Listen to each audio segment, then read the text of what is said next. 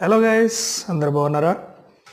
Guys, ఇప్పుడు మీరు చూస్తున్న లొకేషన్ వచ్చి మన బ్యాంకాక్లోని డిఎంకే ఎయిర్పోర్ట్ అనమాట.